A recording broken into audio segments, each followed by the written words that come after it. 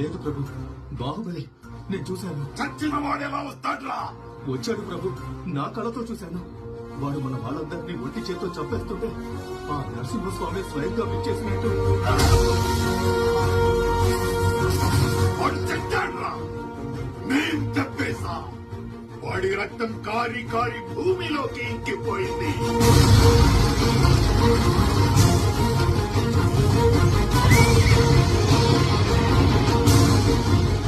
వాడి శరీరం మంటల్లో కాలి కాలి బూడిదైపోయింది.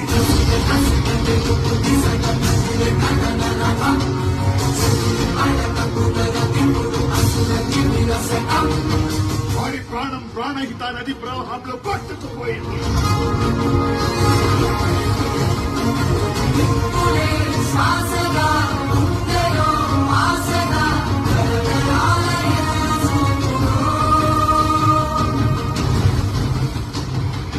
కాలిన బూడిద గాలిలో చల్లా చెదురైపోయింది.